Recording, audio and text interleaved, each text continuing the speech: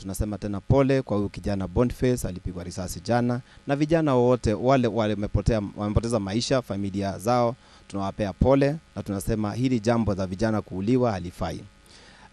Kwa kujibu swali lako, nasema kwamba Kenya tuna shida ya kuwa polisi wamekuwa wakiwa vijana wakati wa maandamano, mambo kama yale. Na shida tulio nayo kwanza, I think tunafaa tujiulize, kulikuwa na reforms zile za Maraga.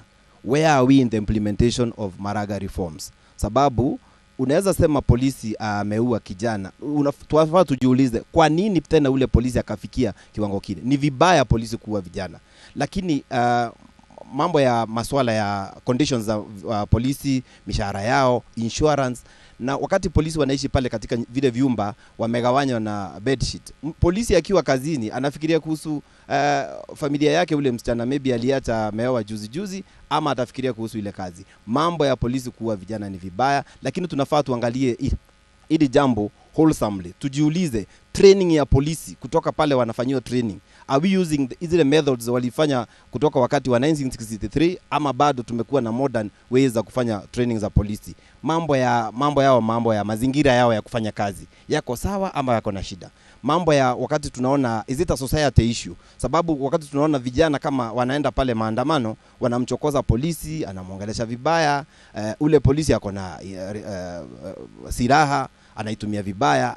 Haya yote tunafaa tujiulize, ni wakati tumefika kama Kenya kuwa na discussion, kujiuliza, is it the time tufanye reforms za polisi? Polisi wanafaa kuwa na a robust department ya counseling, sababu maybe hili jambo tunaweza lichukulia kuanzia huku juu, the effect mbona zinatokea, lakini tunafaa tujiulize kwa nini hili jambo limekuwa likitokea kwa muda. Tuliona 2007 watu waliuliwa na mambo kama yale. So tunafaa tu focus, hata kama mambo haya yametokea, what is the solution?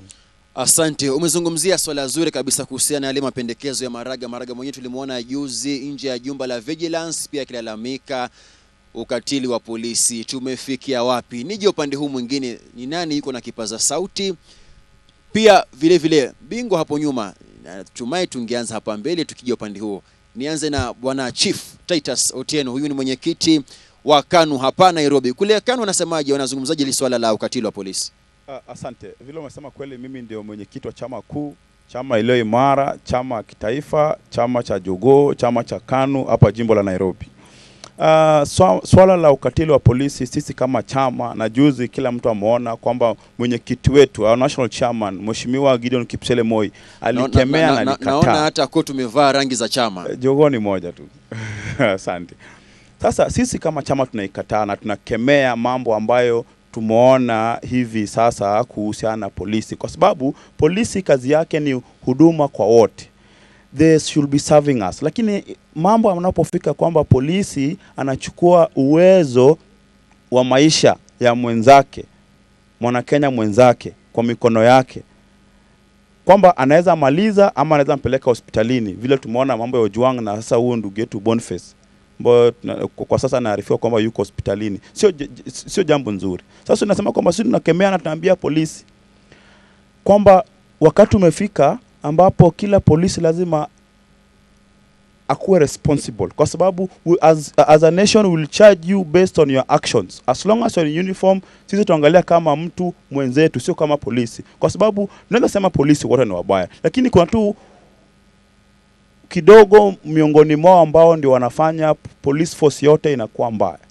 Na sisi ile kitu tunasema kwamba ili tusaidie kizazi kijacho, kila polisi awe na body camera ile inashika sauti na inashika kile kitu ambacho anafanya, ili kwamba kama jana sasa kijana ndugu yetu Boniface, saizi unajua tuwezi jua ni nini aliambia polisi ama nini polisi alimwambia kufika kwamba anampiga mpaka anampiga risasi. Kwa unapendekeza mojawapo ya mambo ni zile kamera, body camera, kwa sababu in the developed world unapata, in the US utapata kila polisi ako na body camera, as long as yuko kazini ako na body camera na iko on. Ya pili tunasema kwamba training ya polisi wajue kwamba it is a responsibility, it is not a military camp. Hao wananchi hapa nje hawako trained, so uwezi kuja kwamba unataka kudeal na mwananchi Gen Z kama unataka kudili na mwenzako kule Kiganjo. Hawa watu wanafaa kujua kwamba hawa ni wanadamu, nao pia ni wanadamu, na watulinde, sio kwamba wanakuja kutuangamiza. Asante. Tuko nao polisi hapa na wanafuatilizia kabisa gumzo hili. Wamesikia kwamba ukipambana na waandamanaji huko Kiganjo, huko CBD Nairobi. Nipate kauli yako, mwanadada hapo. Umeweza kushuhudia matukio haya, wewe umeweza kutokea kwenye maandamano haya. Je, umeweza kushuhudia haya matukio ya ukatili wa polisi, na kwa mtazamo wako ama ukituelezee ilikuwaje? Asante sana. Wacha kwanza niombe nizungumze kwa lugha ya ukoloni. I have been physically and I have been on the ground during these protests. And even when the protests have been peaceful, sometimes we are already met with violence from the word go. And you ask yourself, you assume that we were violent even without any sign of violence. A good example is the protests that were for end femicide. The most casual protest, everyone showed up. And in every protest, people show up with a water bottle, a mask, and a placard. We are aware of even the health risks of tear gas, the health risk of even the rubber bullets, when the justification is we're using rubber bullets. It's not enough. These are clearly peaceful protesters, and you have a gun. It already shows where you're standing versus the civilian. Well, these are the people you're supposed to protect. Tuna ogopa hofu on the streets, and I have a very vivid memory of canisters being thrown when the only thing we were chanting was, "We are peaceful." Asante. Nipate kauli ya wakili sasa. Ni kweli mweza kuwasikia wakizungumza mambo ambayo waliweza kukumbana nayo wakiandamana. Je, hii ndiyo katiba isemavyo kwamba polisi watumie nguvu kupita kiasi kwa waandamanaji? Asante sana kwanza kwa mwaliko wako leo. Kitu cha kwanza ambacho ningependa kusema ni wakati mwingine tunaona polisi wakifanya mambo na tunakosa kuelewa. Labda ningekuwa kwa lugha ya mtaani ningesema hatuelewani. Unaona? Unapoangalia wanao. Yeah, wanao. Niliona wengine wakisema ngumi mbwegze. Sijui inamaanisha nini, lakini ni sawa tu. Unapoangalia katiba yetu ya 2010 ambayo ilipitishwa na ikaleta mambo mengi sana. Unapoangalia vipengee article 243, 244 and 245, kuna the establishment of what we call the Kenya National Police Service Act 2011. Katika hiyo Kenya National Police Service Act, hiyo ndio ndasema ni statute ambayo ina guide how the police should operate and act. Na ningependa labda kuanza na ile kesi ya Ojwang. Unapoangalia nadhani ni section 52 of the Kenya National Police Service Act. The National Police Service Act has the power to summon someone to appear in a police station. Kitu cha kwanza mtu wanapoona kwamba ni kama mtu amefanya makosa, kitu cha kwanza ambacho polisi anafaa kufanya ni anafaa akupigie simu kama uko na namba yako, akwambie ni kuna jambo ambalo umeshtakiwa hapa, unahitaji kukuja kwenye station na uandike ripoti. Najua hata Wakenya wengi hawajui, lakini unajua kwa sasa unaweza piga simu kwenye kituo cha polisi na ukaandikisha statement yako kwa kuongea kwa simu. Kwa hivyo kuna mambo mengi ambayo yameendelea. Kwa hivyo unapoangalia kama ile kesi ya Ojwang, utaona kwamba kulikuwa na lot of malice aforethought, kwamba ni kitu ambacho walikuwa wanajua ndio wakamuendea, na hakuna mahali popote ambapo walionyesha kwamba walijaribu kumsummon na akakosa kuja.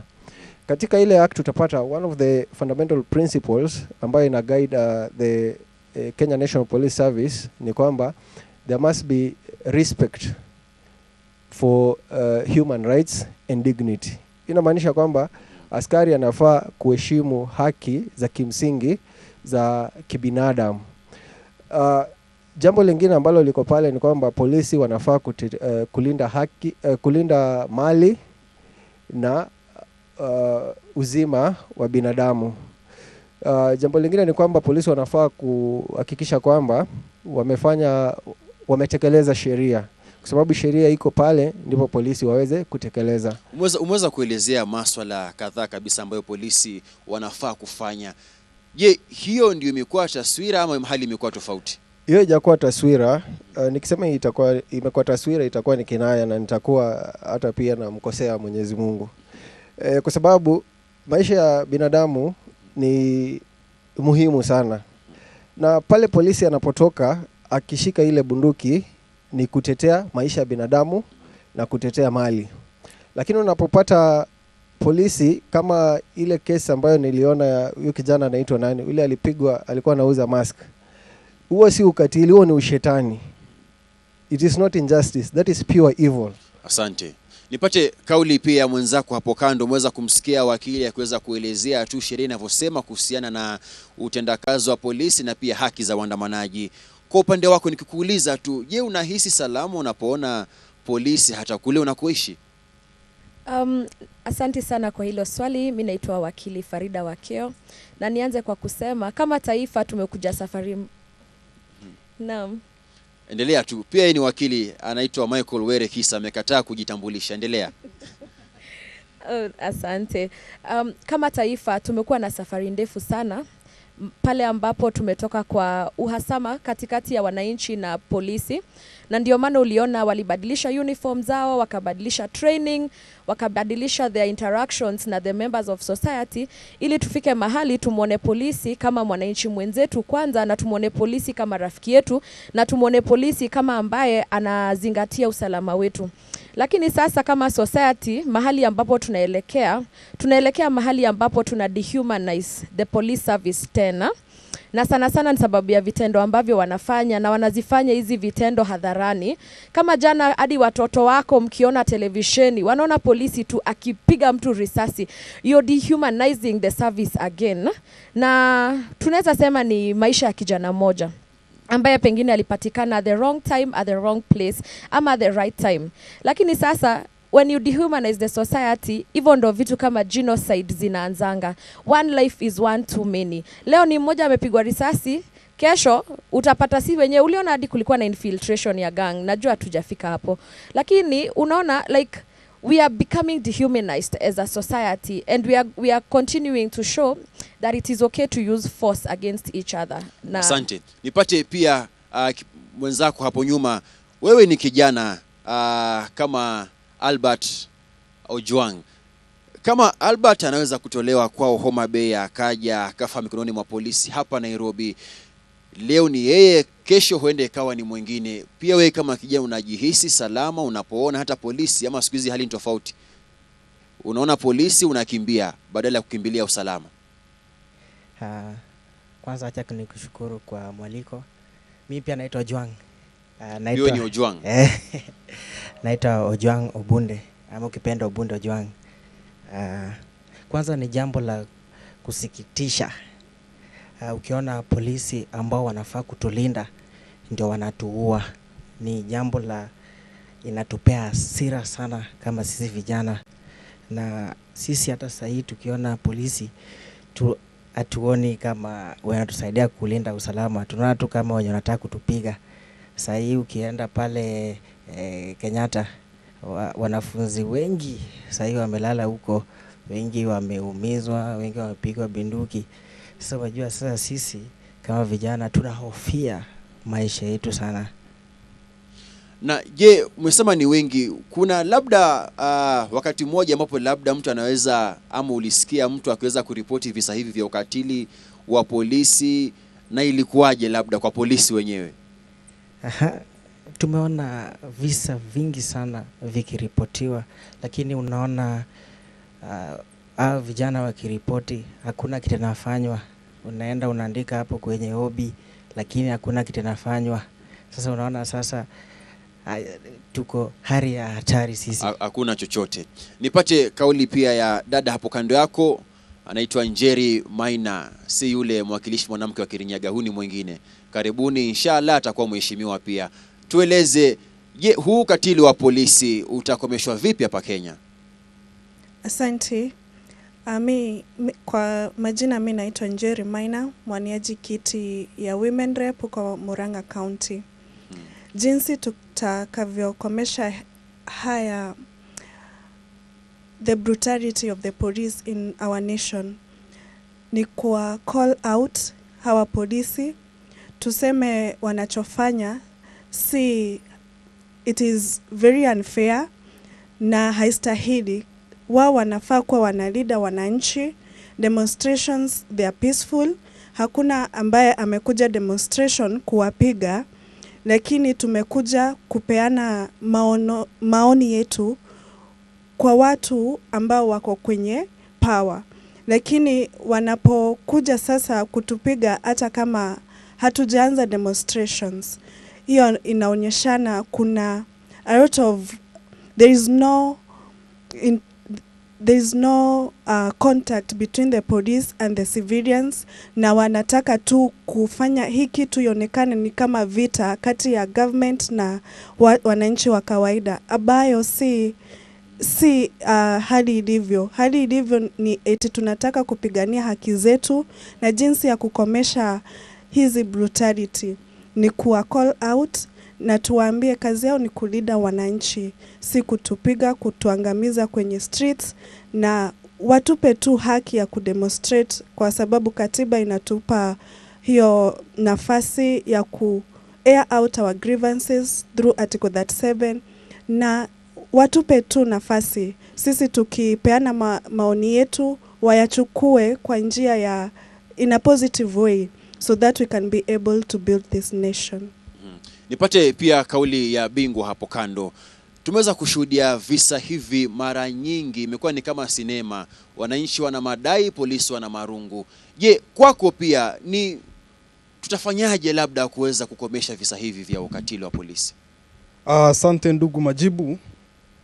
Mimi kama kijana na deputy chairman NGA, New Generational Alliance, najua tunashangaa sana ama ndugu zetu chama cha Gen Z. Hao polisi ni ndugu zetu, lakini wanatumika vibaya na wanasiasa. Wanasiasa wakituibia, wakitukandamiza, wakifanya kinyume na katiba ama na maagizo ama kulingana na position ambayo wako, tukiraise our voices, au polisi wanatukujia. Sisi client wetu wanakuanga ni wanasiasa. Ama ndugu zetu inapaswa watulinde, because kama sasa tukiona hakuna polisi anayekaa Karen, hakuna polisi anaishi Lavington, hakuna polisi anaenda 5-star hotel. Una uhakika gani ndugu yangu? Kunao wanaendesha magari makubwa tunawaona mjini. Lakini the large percentage, like 9% of the police officers, we are same. So kitu nataka niwaambie, they should not be used as a weapon of operation to citizens. Sisi ni wananchi, na pia tunatekeleza yale ambao tunapaswa kufanya kama wananchi na kama vijana, kwa sababu ukitoka nje saa hii wewe polisi, tumekutana huku kwa streets, sisi wanga tuko na bendera, tuko na maji na tuko na mask. Hatuna silaha, lakini hao ndugu zetu wakifika tu wanaanza tear gas, viboko. Sasa tunashindwa, kama hatuwezi pata amani chini ya polisi wetu, je, tutapata amani wapi? Because hatuna amani chini ya wanasiasa, hatuna amani chini ya viongozi, hatuna amani chini ya polisi. Asante. Ameuliza swali zuri kabisa, kama amani hatuipati kwa polisi tutaipata wapi? Wanasikiza, serikali pia inafuatilizia matangazo haya. Ni je, upande huu mwingine sasa Bwana Bosco, ni kweli tunalaumu polisi, lakini kuna wale polisi wasaidizi wahuni ambao waliweza kuandamana na polisi jana, walikuwa wanawasaidia kazi, sijui polisi wanashindwa na kazi ama ni vipi? Utazungumziaje hali ambayo polisi wanalinda ama polisi wanatumika kulinda wale wahuni dhidi ya waandamanaji? Hilo ni jambo ambalo ni alifai, na tena tuliona yale mambo alifanyika. Na kabla nijibu hata hilo swali, nataka kusema kwamba mimi nataka kufikiria tu kuhusu a way forward na kudeal na hii issue, as tuione tu kama cancer ya polisi kuwa wanapiga vijana all the time. Liwe ni janga la kitaifa. Yes, tufikirie kama wa Kenya. I think it's time we have a discussion on a training of our police. Is it the right training? Labda wale unaweza kuwa umeleta vijana Gen Z kwa training ya polisi, lakini wanapata wale wazee ile culture yenye kwa polisi ya sisi ukipatana na kijana ni unachapa, ukipatana na kijana unafunga. So tunafaa tujiulize ni nini tunaweza suluhisha hili. Na kwangu kwa mfano nasema training ile ya pale wakati wanafanyiwa training iangaliwe na ilikuwe revised, because wale polisi walikuwa wanapigana na wale watu wa kitambo wakati akina Baba akina Orengo ule wakati ni tofauti na hawa Gen Z. Jinsi ya kuhandle hawa ni tofauti, so inafaa training iwe tofauti. Hawa polisi wanafaa wafanyiwe refresher courses all the time, wanafaa wafanyiwe what I had said, nilikuwa nimesema hadi kuhusu a very robust department ya kuwafanyia counseling, sababu unaweza pata huyu askari ako na very harsh conditions zenye anakaa, mshahara ni kidogo, maybe ana insurance, ana chakula, ana so akija pale wakati unamprovoke wewe kama kijana, yeye anafikiria mafikiri yake tu, stress zenye yako nazo ndiye anakuja kukuletea wewe. So tunafaa tushughulikie hilo neno, lakini mambo ya polisi kuwa wanaungana na wale wakora kupiga vijana, hilo halifai. So ni jambo ambalo tunafaa tuangalie. Kabla kwa sekunde moja, polisi wakati kwa mfano hili jambo la Ojwang, mzazi anaamini polisi ndiye anafaa kuchunga mtoto, hata akampeana mtoto wake kwa polisi. Anajua security ndio iko pale kwa polisi. Hata ukienda pale kwako nyumbani utaona within the village ama mahali kama pale, wakati uko sure of the security, hata gari lako unapeleka kwa polisi, hata gari za serikali kuko in the villages zinapeleka kwa polisi, sababu tuna imani na polisi. So we need turudishe hiyo imani tuliyokuwa nayo na polisi, that ukiona polisi hufai kutoroka, unakutana na polisi unaongea naye vizuri. So wanafaa wafunzo mambo ya customer service, PR na community policy.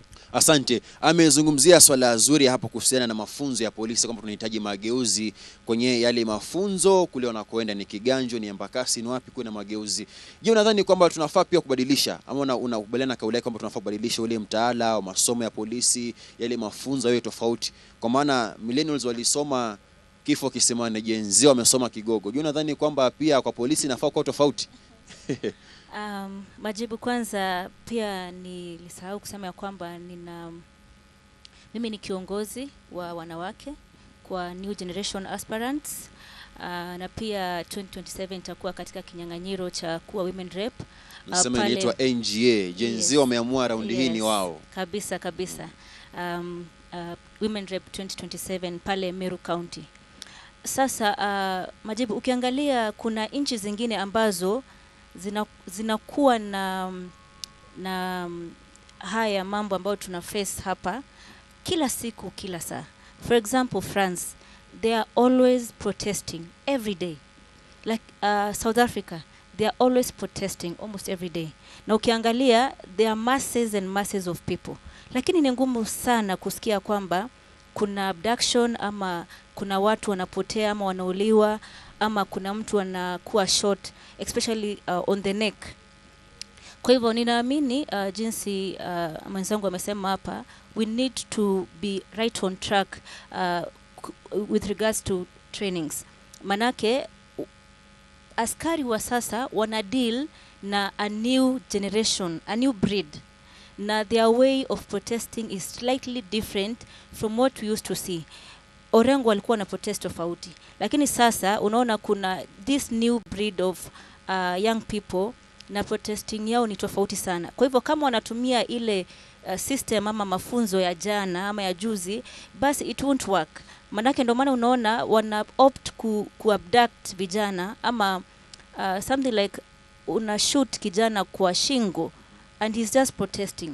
Na yeye kijana ameshika tu maji na simu. In fact, azina unaona wanaenda karibu na polisi, they're having fun na wanapiga picha. Then baadaye unaona he was shot on the neck. Kwa hivyo itakuwa ni muhimu ya kwamba polisi wakuwe updated na current trainings ambazo ziko up to date. Na sio pia training peke yake physical, pia mambo ya cyber security.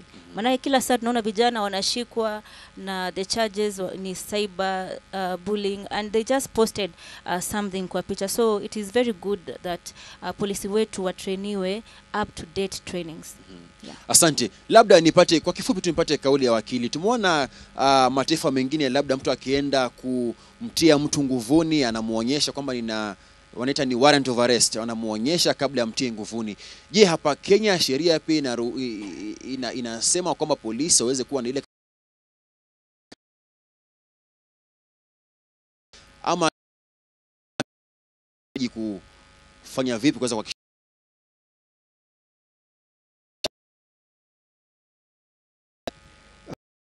Asante sana.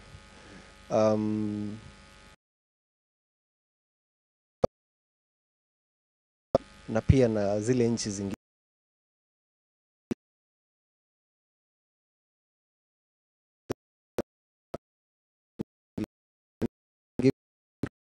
they can use a warrant to arrest you or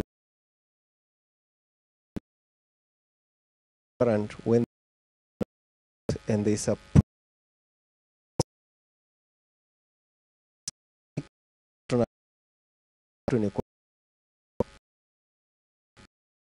mimi naweza sema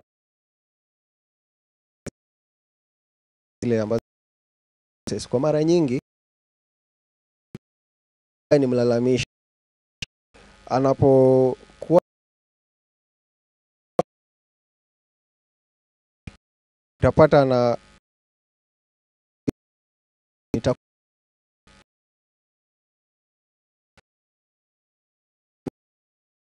kwenda kinyume na kile kitu ambacho sheria inafanya. Utapata anakuja na kushika na kutupa kwenye buti ya gari, anafunga. Utasikia mara nyingi kama labda wale wanasiasa, mimi sitaki kuwa mwanasiasa. Nilisikia siku moja Malala akisema alitupwa kwenye buti ya Subaru akatolewa Kakamega mpaka hapa na masaa 4.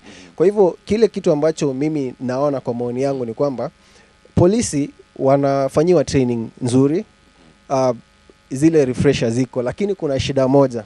Kuna kitu ambacho kinaitwa the establishment and the status quo.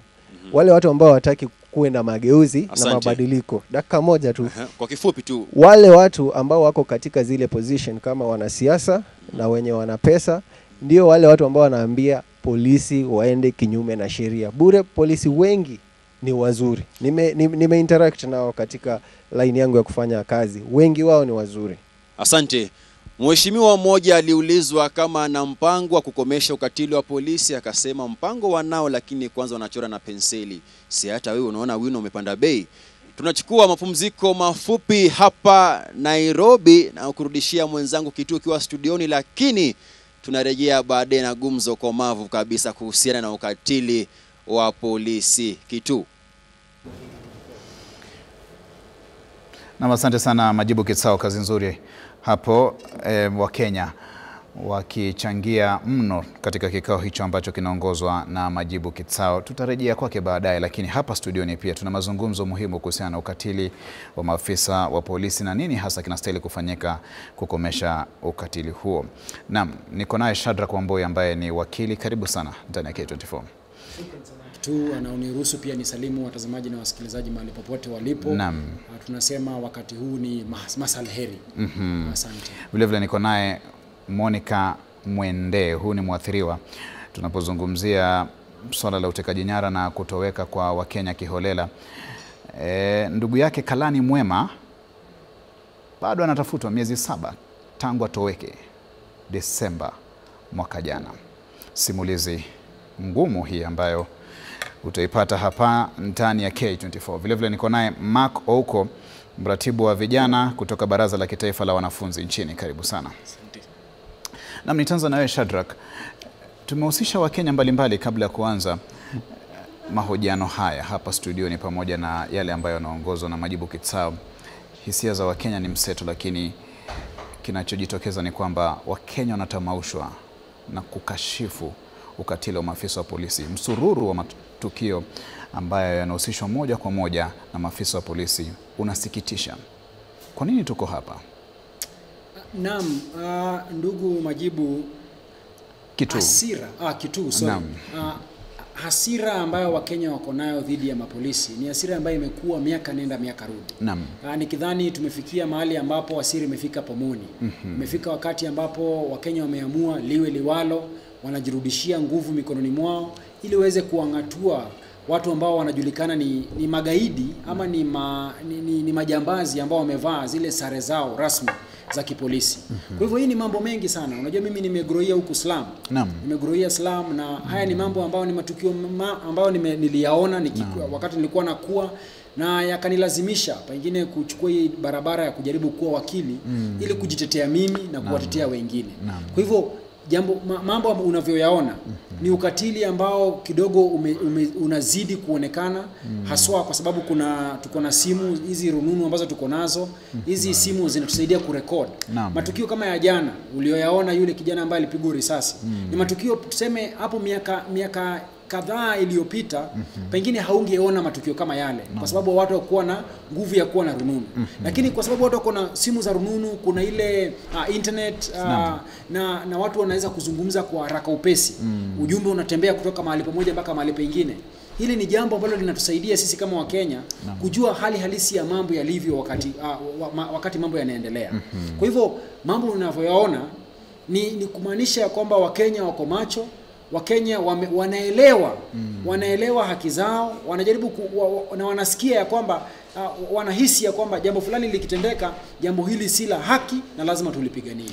Naam. Monica Mwende, wewe ni dadake Kalani Mwema, alitoweka tarehe 17 Disemba mwaka jana, na hadi kufikia sasa mjui alipo. Polisi wametoa taarifa mbalimbali. Wakati mmoja mkahitajika kwenda katika chumba cha kuhifadhia maiti kutazama tu iwapo mtampata mmoja wenu, lakini hamkufanikiwa. Na sasa tunazungumzia kuhusu ukatili wa maafisa wa polisi. Bila shaka hili linakuguza, sio? Yes, thank you. Sisi tunasikitishwa sana na hii maneno inaendelea na ukatili wa polisi. Wakati tunaona watoto wetu wanapigwa risasi, tunafikia kwamba tunajiuliza maswali mingi sana kama sisi vijana. So tumekuwa tukiwaza na kuwazua tukijiuliza kwa nini polisi wanatuua sisi. Na mtaomba usongee tu karibu na hiyo mikrofoni tu ili sauti yako ipatikane vizuri. So tumekuwa tukijiuliza kwa nini polisi wanaua vijana wetu. Sisi kama vijana tunajiuliza maswali mingi sana. Na hii hatuandamani kwa kupenda. Tunaandamana kwa ile mauchungu yenye tuko nayo kwa sasa. Tumepitia mambo mingi sana, especially mimi ni mwathiriwa. My brother alipotea last year in December, date 17. It is now 7 months. Na kuna ripoti yote nimepata ya kwamba brother yangu hako ama hayuko. Juzi president alisema watoto wote walirudishwa kwao. Mimi nauliza swali, na akina nani walirudishwa? Na walirudishwa wakiwa wapi? Na alisema hakuna abduction Kenya. Hizi abduction zinafanyishwa wapi? Ni wapi watoto wetu wanachukuliwa na wanapelekwa wapi? Yes. Mako huko mauaji, ukatili wa maafisa wa polisi dhidi ya raia na hasa waandamanaji kama tulivyoona hiyo jana. Hili ni tatizo hapa nchini Kenya. Lakini tunastahili kufanya nini ili tukomeshe ukatili wa maafisa wa polisi? Naam, asante sana kitu sijui kama waweza kunipata. Wanakupata. Asante sana kwa nafasi murwa mlionipa leo ili tuweze kulizungumzia hili swala la ukatili wa polisi na jinsi tunaweza washauri ili wafanye kazi yao kwa weledi. Kuna masuala matatu ambayo labda niweze kusema napofafanua swala hili. Kwanza ni kwamba katika muktadha wa jumla ni kwamba sote tunakubaliana jambo lililotokea familia ya kina Albert, familia ya rafiki yangu hapa na wote ambao walidhulumiwa hayafai kutokea. Na ni masuala ambayo yanahuzunisha sana. Lakini niseme la pili kwamba wakati mwingine ninavyosikia maoni ambayo yanasema hapa na katika ule upande mwingine ambapo majibu huko ni kwamba wakati mwingine tunakuwa rahisi wa kudhulumu ama tunaegemea upande wa kudhulumu polisi hasa. Lakini kukashifu polisi hasa. Lakini wakati mwingine pia tunafaa kujiuliza ni vipi binadamu ambaye akili zake labda akili zake ziko hafifu anaweza kuchukua bunduki na kumfiatua risasi akili ya mtu na anajua kwa kila mtu anapomuona. Ni kwamba linaeleza kwamba polisi wengi wanapitia mambo mengi na polisi hawana ile nisema ile nafasi au huru kama zile sisi ambao tuna unions na nini ambao yanaweza kutuzungumzia. Unapata kwamba kuna polisi ambao labda hata analipwa kwa mwezi 40,000 na katika hiyo 30,000 imeenda kwa nyumba. Sasa unapata polisi wanaishi katika hali duni sana. Na wengi wao labda hata kiakili unapata kuwa wamedhoofika sana. Na wanafika wakati ambao wamechoka tu na maisha. Hawezi toka, hawezi kuzungumza kwa mtu yote. Sasa kwa hivyo nafikiri kuwa serikali inafaa kuchukua hatua, na nimeweza kuwashauri wakuu wangu kwamba serikali inafaa kuchukua hatua. Ni vipi tunaweza kuongezea polisi rasilimali, ni vipi wanaweza patiwa mafunzo ya ziada hivi. Swala la tatu ni kwamba jambo lingine ambalo linajitokea hasa katika maandamano, tunaona kwamba kuna wale ambao wanaenda kuandamana kwa halali, kuna polisi, lakini katikati yao tunapata wanasiasa ambao wanaongezea lile udhaifu ambao linatokea. Kama karibuni tunaona kwamba kuna vijana tumesikia walitumwa na naibu rais ambaye aliondoka mamlakani, Rigathi Gachagua. Kuna upande mwingine tunamuona Sakaja ambaye ametuma, na hivi ni vitu ambavyo tunajua tusifanye. Shukran, nitakupa nafasi ya kumalizia hoja hiyo, lakini nielekee sasa kwa wakili Shadrack.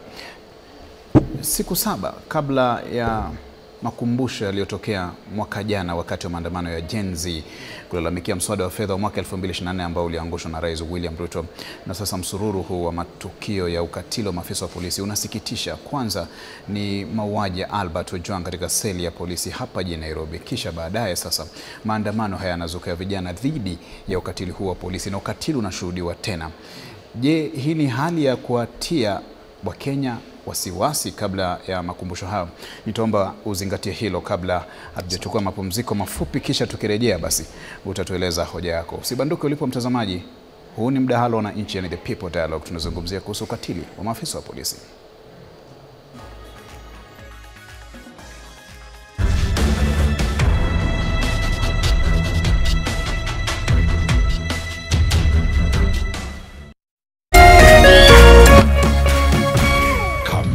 TV Muthegi wa Rũrĩrĩ.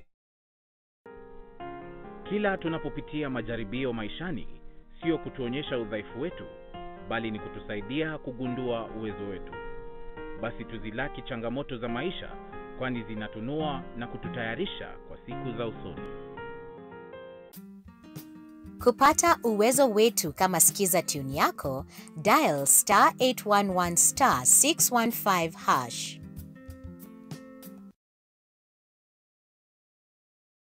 Naeza kuwa sina godfather, sina any support system, lakini kwa uwezo wake Mwenyezi Mungu, in one way or the other, one day one time, mambo yangu itakuja kuwa sawa. One day one time. Kwegwatira skize tune one day one time. Hihinya *811 *227# wegwatira skize tune one day one time thimo-ini yaku umuthi *811 *227#. This June on Next Superstar. The pressure is on. We can only take on 16 contestants. It's vocal battles, show-stopping performances, but don't mean make my name, an edge of your seat showdown. Baby, you got me like, oh. We select one person, and that is... Recharge your subscription on your current bouquet for 2 months and get upgraded to the next high bouquet for 60 days to watch the battle unfold. The search for Africa's next hit maker just got harder. Recharge your subscription today to never miss a moment. Authentic talent. On the move, stream Next Superstar live on Star Times On. Star Times, enjoy digital life.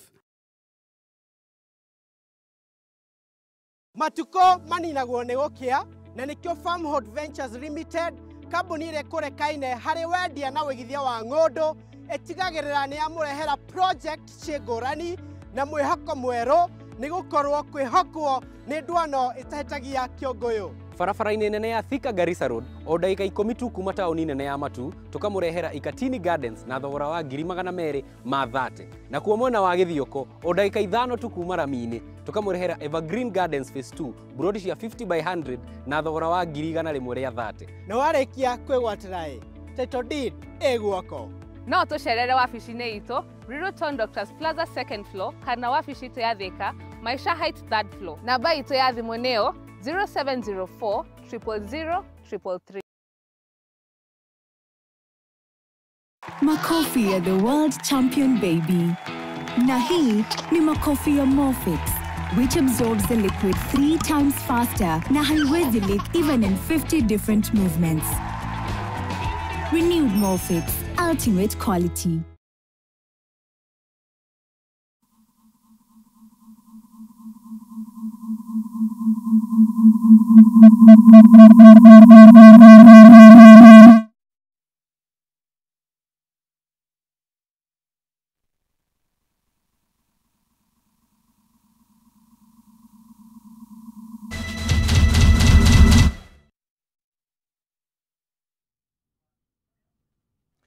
Naam, karibu mpenzi mtazamaji kwa mara nyingine tena, na kama tulivyosema hapo awali, ni wakati wako wewe kuweza kusema na ukasikike hapa katika makala yetu speciali ya People Dialogue. Tunaangalia swali letu la siku ya leo ambapo tulikuuliza, je, wewe kama mpenzi mtazamaji, ukatili wa polisi unaweza kukomeshwa vipi? Hili ni kutokana na mambo ambayo yamekuwa yakiendelea hapa nchini kutokana na ukatili wa polisi. Swali letu la siku ya leo tulikuuliza, ukatili wa polisi unaweza kukomeshwa vipi? Kama vile nilivyokuwa nimekujuza awali, unaweza kuzungumza nasi kupitia mitandao yetu ya kijamii. Hiyo ni Facebook na X @K24TV na hata zaidi pia @KamemeTV, na hata kupitia mtandao wa WhatsApp katika nambari inayoonekana pale chini ya runinga yako. Tunaanza na mtandao wa X ambapo @DavidKabak72531 anasema kwamba, where are we heading as a country? Same people we rely on for security are killing us. Huyo ni David Kabaka. Tumuone pia @Augusta Sisa anasema kwamba polisi wanapaswa kupatiwa mafunzo ya mara kwa mara kuhusu haki za binadamu. Hatutaki kuona vijana wetu wakipigwa risasi kwa sababu tu ya maandamano ya amani. Hayo ni baadhi ya maoni. Tunamwona pia @Achieng pale katika mtandao wetu wa X anasema kwamba kuwe na kitengo huru cha kuchunguza matendo ya ukatili wa polisi. Polisi hawapaswi kuchunguza wenzao. Kweli hisia mseto katika mitandao yetu ya kijamii zaidi pale X. Pia tunamwona @Mutua anasema kwamba haki ya kila raia lazima iheshimiwe. Serikali ifute makosa ya zamani kwa kuhakikisha polisi wanawajibika binafsi kwa kila kitendo cha ukatili. Huyo ni Mutua. Tunamwona pia Wamboi Bobo 7568 anasema kwamba lazima kuwepo na nambari ya dharura ambapo wananchi wanaweza kuripoti ukatili mara moja bila uoga. Mtandao pale wa X pia tunamwona @Lizo anasema kwamba wakati wa vitendo vya kinyama na ukandamizaji umepita. Tunataka mabadiliko ya sheria yatakayozuia afisa yeyote kutumia nguvu kupita kiasi. Tunamwona pia @Otieno pale anasema kwamba tunahitaji polisi wa jamii wanaofanya kazi kwa kushirikiana na raia, si dhidi yao. Uhusiano wa karibu kati ya jamii na polisi utapunguza ukatili. Huyo ni Otieno ambaye anasema kwamba ushirikiano wa polisi na raia utaweza kupunguza ukatili.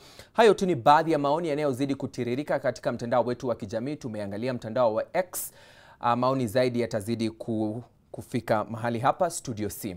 Kwa sasa na kurusha pale kwa Daniel Kitu akiwa Studio A akaweza kuendelea na mjadala wetu wa siku ya leo. Kwako Kitu.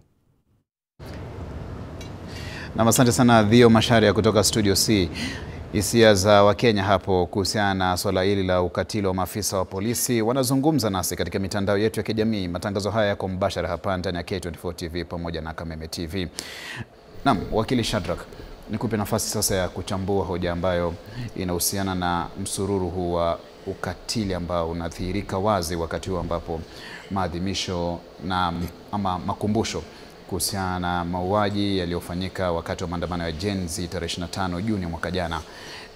Mbona tuko katika hali hii? Hii ni mbinu ya kuwatia Wakenya hofu kabla ya makumbusho yenyewe?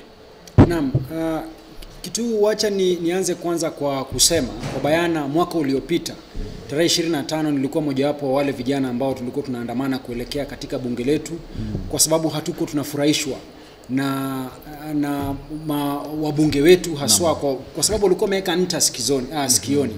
Hawako wanasikiza semi za wananchi, hawako wanataka kusikiza. Wengi wao ambao walienda wakapiga ile kura ya yes, walipiga wakijua ya kwamba wananchi hawako wanapendelea bili ile ikiwa pale bungeni, lakini walikuwa wanajipendekeza kwa rais kana kwamba rais ana nguvu ambazo pengine atasaidia kutengeneza barabara kule Kajiado North ambapo natoka. Kuna mbunge wetu kule Kajiado North alienda akasema ya kwamba yeye alienda akapiga yes. Na baada ya kupiga yes kwa mswada ule, sisi tukakuwa na shida nyingi sana, tukakuwa bado na maandamano kule Rongai. Ikasababisha mpaka kifo cha kijana mmoja ambaye anaitwa Kennedy Onyango, na Mwenyezi Mungu ailaze roho yake mahali pema peponi. Kwa hivyo baadaye alikuja katuelezea ya kwamba alipiga yes kwa sababu alikuwa anataka kumrairai rais wa jamhuri letu la Kenya ili aweze kutujengea barabara. Kwa kweli ni kwamba miezi kadhaa, tuseme hata ni mwaka sasa umepita. Mwaka mmoja baada ya tukio hilo, hamna barabara ambayo ameweza kutujengea. Barabara nyingi pale tunaona mpaka kulikuwa na barabara ambazo ziko karibu kuua mpaka wananchi. Kwa hivyo hii ni kumaanisha makumbusho haya tunataka kuyaadhimisha ili kukumbuka vijana barobaro mpaka yule mtoto ambaye anaitwa Kennedy Onyango ambaye alipoteza maisha yake kwa sababu ambazo kwa hali ambayo haina sababu ama hali tata sana, kwa sababu hamna polisi ambaye ako na nguvu ya kuchukua maisha ya mtu. Polisi jukumu lake ni kulinda mali na kulinda mwananchi.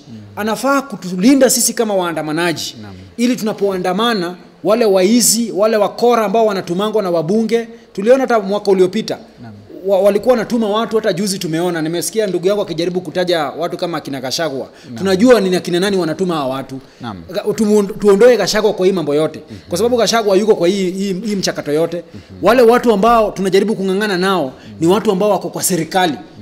Hawa wako kwa serikali ni watu ambao tumeona wanajaribu kudhalilisha mwananchi. Hawaoni mwananchi kama mtu ambaye ako na manufaa ama ni mtu wa maana. Wamekuja wamepewa zile viti ama zile nyadhifa, wamechukua zile nyadhifa wanazitumia ili kujilimbikizia mali, kujinonesha, kujinunulia magari makubwa, lakini hawatumikii wananchi. Kwa hivyo maandamano ambayo tutayafanya wiki ijayo, siku kama hii, itakuwa ni maandamano ya kukumbuka waliotuacha, itakuwa ni maandamano ya kukumbuka ya kuwakumbusha wale ambao wanatuongoza ya kwamba nguvu ambayo wako nayo kwa zile ofisi ambazo wameketi ni nguvu ambayo tumewapea sisi kama Wakenya, na tukiona kwamba hawatuongozi jinsi ambayo inafaa, tuko na nguvu kikatiba, ukizingatia kipengele cha kwanza cha katiba, kujirudishia ile nguvu ili kuonyesha ya kwamba tunataka mambo fulani yatendeke. Wa sasa bado tunasukuma, kuna watu ambao tunasukuma watoke kwa maofisi. Kama huyu DIG tunaomba aweze kujingatua ama ajiondoe kutoka kwa mamlaka kwa sababu ya madai ambayo imesemekana alihusika katika mauaji ya Lang'at. Kwa hivyo hii ni michakato ambayo itakuwa pale. Dada yangu amekuwa hapa, ndugu zake walipotea, walitekwa nyara. Mimi nimekuwa nikiwakilisha kijana mmoja ambaye anaitwa Bernard Kavuli. Ni wa kule Ngong. Alitekwa nyara na mapolisi. Tukasukuma mswada katika mahakama, Mwenyezi Mungu akatusaidia, akaweza akapatikana kule Kitale. Na ukimzungumzia yule kijana mpaka wa sasa ni kijana ambaye anataabika sana kimawazo.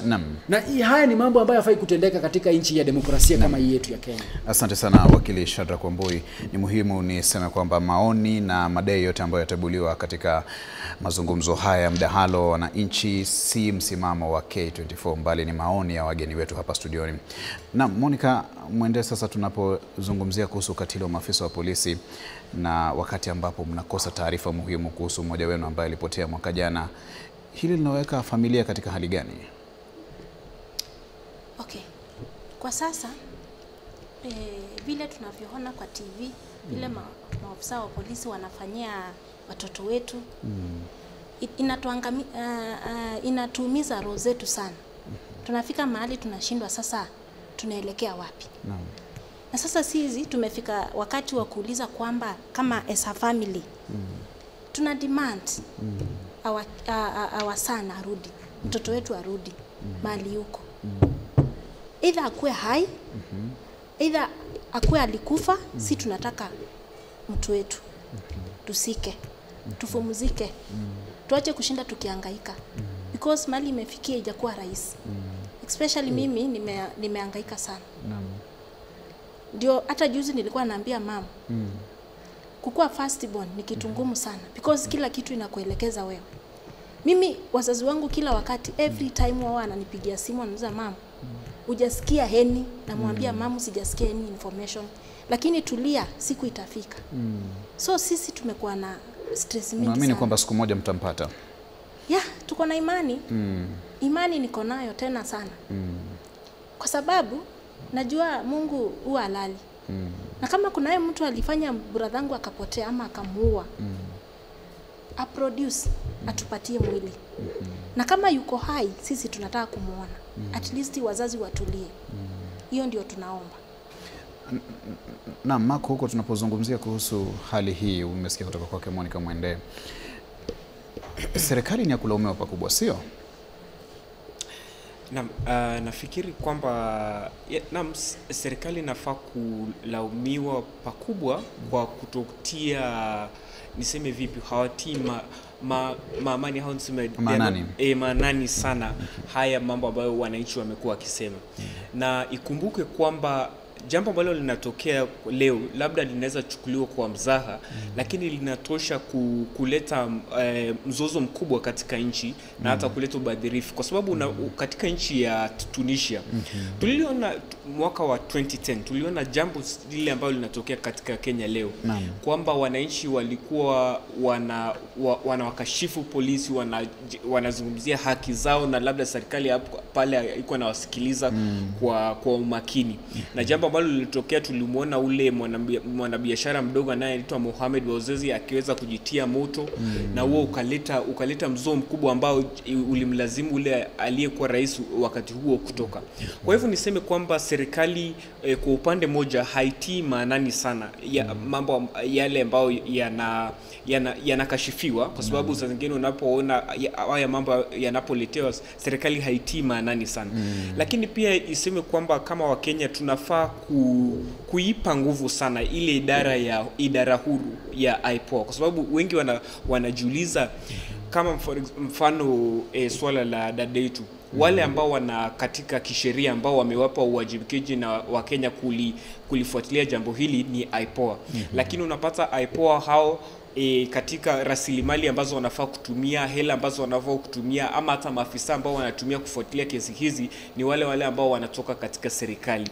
Kwa hivyo inakuwa jambo gumu kwa ili idara huru la kukagua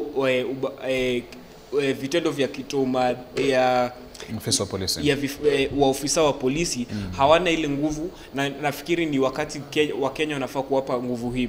Lakini niseme kwamba mgala muwe lakini haki yake mpe. Nafikiri kwamba japo tunapowakashifu polisi, nafikiri si jambo zuri kwamba nafikiri polisi pia watafika wakati ambao wataanza kuwa na hofu ya kufanya kazi yao. Na ni jambo ambalo labda nimekuwa nikiwaza kwa sababu kama Wakenya wote wanawakashifu polisi, na katika hali ambao wapo sasa wengi wao hawana motisha ya kufanya kazi. Na tukumbuke kwamba katika hata haya maandamano ambayo yanafanyika, upande moja ni kweli tunaona ambao wale ambao wamepata kuadhirika katika ukatili wa polisi, lakini kuna hata wale wanabiashara ambao wanalia kwamba wameibiwa. Kuna wale ambao wanasema magari zao zilichomwa. Na ni katika kazi hii polisi wameweza kuwa pia wakifanya kazi. So mgala muwe lakini haki yake pia mpe. Wakili Shadrack Wambui, tazama tayari kuna shinikizo kumtaka Naibu Inspector General wa polisi Eliud Lagat jiuzulu. Ndio amejiondoa kwa muda kuruhusu uchunguzi wa IPOA ukamilike. Lakini wakati huo huo wanasema kiongozi wa idara ya polisi ni Inspector General Douglas Kanja. Wako ambao wanamtaka ajiuzulu pia. Na wako ambao wanasema waziri wa usalama wa ndani amefeli, Kipchumba Murkomen ajiuzulu. Utazungumziaje shinikizo hili?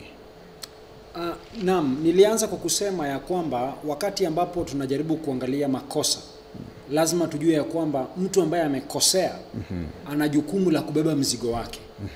Tusijaribu pia wakati ambapo tumekasirika tuwalimbikizie kila mtu mzigo ambao tuseme pengine polisi wote ni wakatili.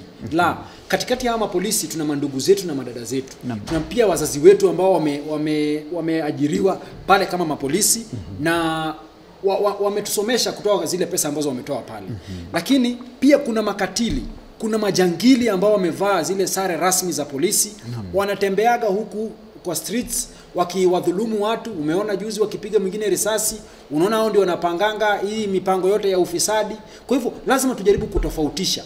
Tusijaribu kulimbikizia idara yoyote ya polisi mzigo. Na sidhani haswa ndugu yangu aliposema ya kwamba polisi mshahara wao ni mdogo, pengine ndiposa pengine unapata wengine wao wanatokwa na nidhamu ama wana tabia zile mbovu ama tabia mbaya. Kwa kweli ni kwamba kuna vijana wengi hata hapa nje hawana kazi. Wache mshahara ya 30,000. Hii mshahara hata wana kitu yoyote, wanaishi kwa kuomba, wengine wanafanya kazi ya matatu, lakini kwa ile pesa kidogo wanaweza kujikimu. Nikidhani cha muhimu sana na cha msingi ni kutosheka na kile kidogo ambacho unakipata. Ile ukosefu wa nidhamu unaoona kwa polisi ni ukosefu wa nidhamu kwa sababu mtu yeye mwenyewe kibinafsi ana malezi mabaya ama ana tabia tu mbaya, ambapo yeye mwenyewe anafaa kujibadilisha. Kwa hivyo unapoona kuna madai haya ya kujaribu kumsukuma huyu naibu wa Inspector General wa polisi aweze kujingatua, kisa na maana ni kwa sababu anatajwa kwa kisa ambacho tunaona kilisababisha kifo cha Albert Ojwang. Kwa hivyo si bure tu unamsikia ama unawasikia watu ama unasikia vijana chipukizi wakijaribu kusukuma ili aweze kungatuka kutoka mamlaka yake. Kwa hivyo hiyo ni sababu ambayo tunaiona pale. Lakini inapofika kwa huyu Douglas Kanja, Douglas Kanja, ukumbuke mwaka uliopita kuna uamuzi ambao ulitoka kwa my lord Justice Jairus Ngaah, na akasema ya kwamba pia kutakuwa na command responsibility. Unajua kumekuwa na hawa mapolisi wanapoenda pengine kuwapiga na kuwachokoza waandamanaji katika barabara zetu huku za Nairobi. Unapata wengine wanajifunga na barakoa, wengine wanajifunga sura kabisa ili unashindwa kumjua. Maamuzi yakatoka mahakamani yakasemekana ya kwamba polisi yoyote yule ambaye anachunga ama anadai kuchunga watu ambao wanaandamana, lazima sura yake tuione. Lazima avae sare yake rasmi ya kikazi. Na ndiposa mahakama ikaamua ikasema iwapo kuna watu ambao watakuwa wanajidai ni mapolisi na wamejifunga na barakoa, unashindwa pengine kuwatambua, mzigo huo utaendea Inspector General wa polisi. Kwa hivyo tunapoendelea na maandamano, jinsi tutakavyoona polisi wakijipeleka huku katika streets zetu za Nairobi, hapo ndipo tutajua kama wamepokea amri kutoka kwa huyu Inspector General wa polisi. Kama ni yeye anajaribu kuwaongoza ili watokwe na nidhamu, wajaribu kuadhibu ama kuwapiga watu ambao wanaandamana kwa amani, basi kidole cha lawama kitaelekea pande yake. Lakini kwa sasa ni huyu Douglas Kanja, kwa sababu ametajwa kwa kifo cha Albert Ojwang, aweze kujiuzulu ama ajiondoe. DIG Eliud Lagat, si Kanja. Yes, DIG Kanja. Asante. Na mtazamaji, unatazama mdahalo wa nchi, yani the people dialogue. Tunazungumzia kuhusu ukatili wa maafisa wa polisi na nini hasa kinastahili kufanyika kukomesha ukatili huo. Sasa moja kwa moja tuelekee katika kikao ambacho kinaongozwa na Majibu Kitsawa, kihusisha Wakenya mbalimbali hapa jijini Nairobi kuhusu mada yetu. Majibu.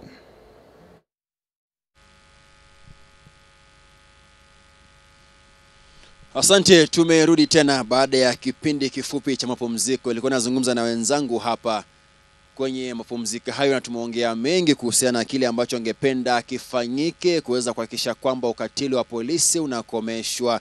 Polisi ndugu zetu, ni baba zetu, wengine pia ni mama zetu. Kuna bingwa amejiunga nasi hapa, anajulikana kama Danaro, kijana jenzia, ameweza kutokea maandamano mara si moja si mara mbili. Nimeuliza wenzako kabla hujafika, je, ukatili wa polisi ukomeshwe vipi hapa nchini? Kwa kifupi tu.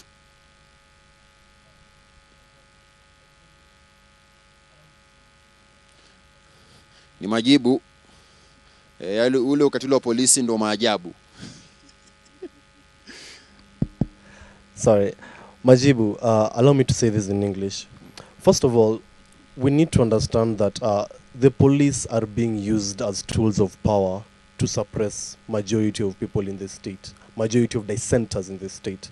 And it says a lot about what society we are living in. Is it a Machiavellian government that wants to rule us? Because if right from your confine of your own home, the police can come and pick you and take you to prison and you die in their hands.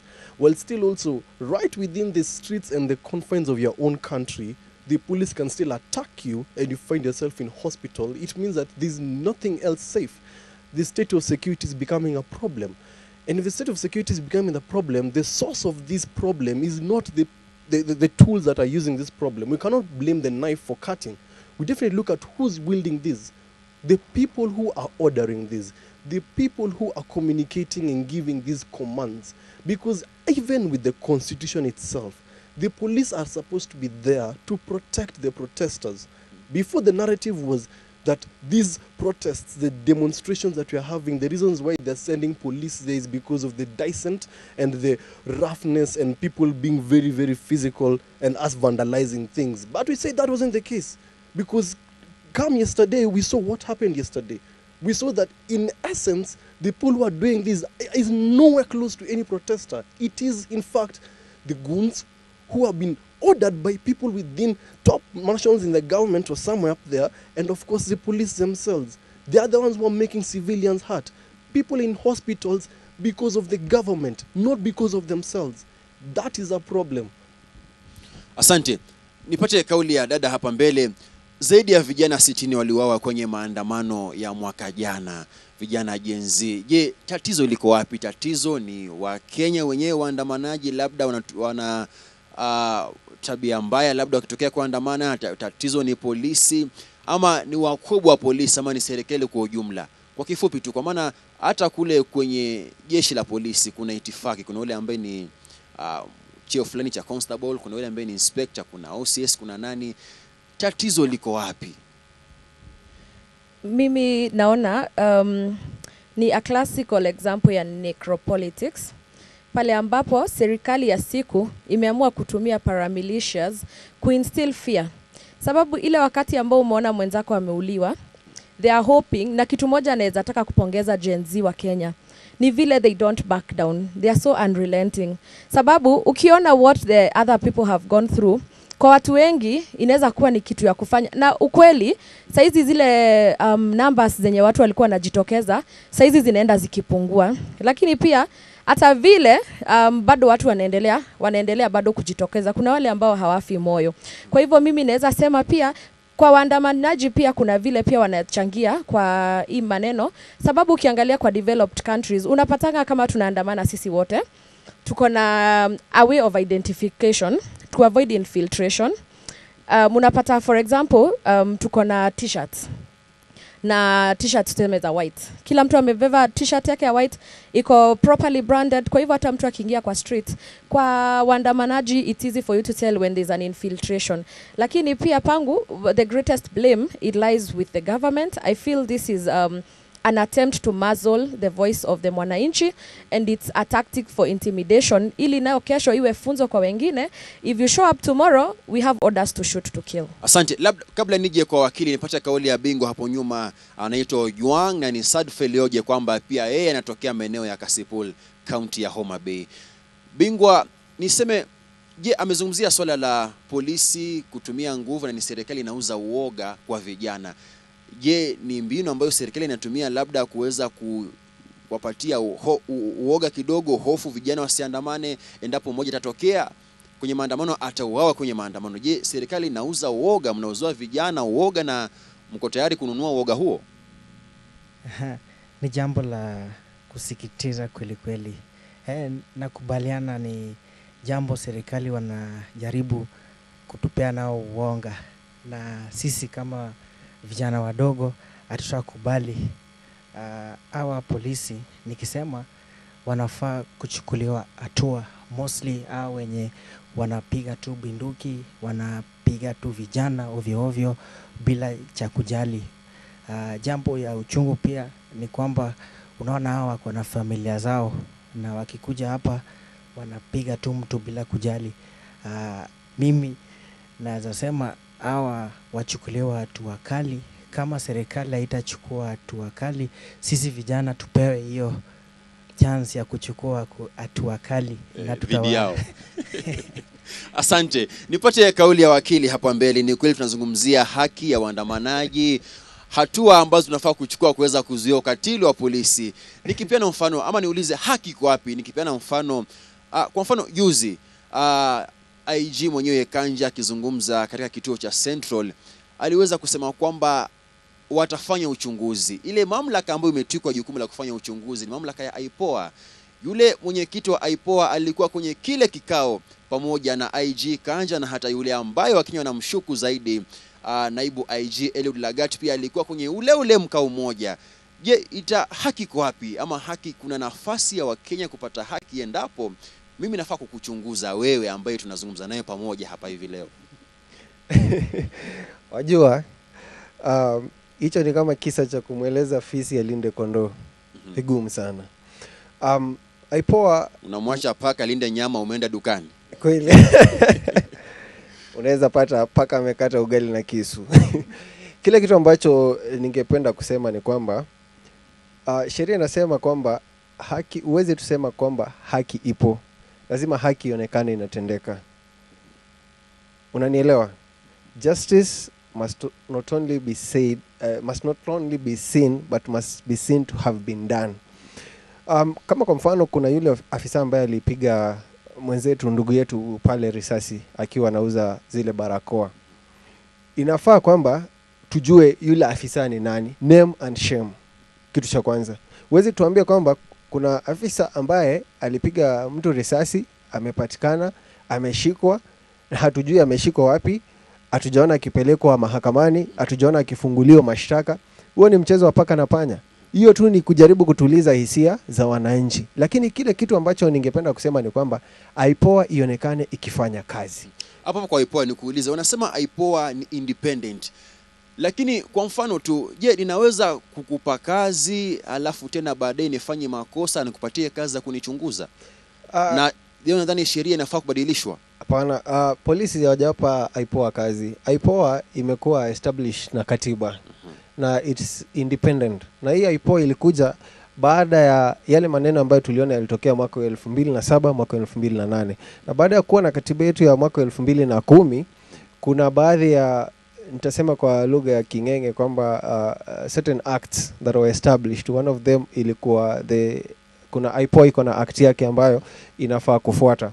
Kuna established hiyo structure ambayo IPOA inafanya kazi. Lakini kuna kitu kimoja tu ambacho labda ningependa kusema. Sheria ziko, lakini kile kitu ambacho tunauliza ni kwamba do we have something that is called political goodwill to ensure that kuna enforcement? Kwa sababu unapopata kwamba askari wengi watasema kwamba ni masharti kutoka juu. Kama kwa mfano hii kesi ambayo tunaongelea sana ya Albert Ojwang, mara tumesikia huyu akisema nilipewa amri kutoka kwa OCS. OCS anasema nilipewa amri kutoka kwa DIG. Kwa hivyo kile kitu ambacho ningependa kusema, unapoangalia katiba yetu kuna established of constitutional offices and independent commissions.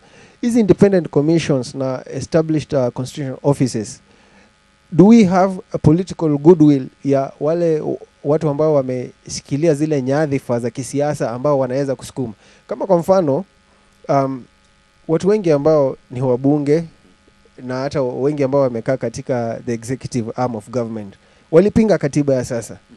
Kwa hivyo swali ambalo utajiuliza ni, hukuamini hii katiba, unaweza patiwa aje mamlaka na majukumu ya kuweza kuendesha ile katiba? Asante. Nipate kauli ya dada hapo nyuma yako kabla nije hapa mbele. Njeri Maina, tunapoona polisi wakisaidiana na wahuni kupiga waandamanaji ni kama kugeuza katiba karatasi la kupigia watu. Kwa maana unakiuka katiba mchana peupe.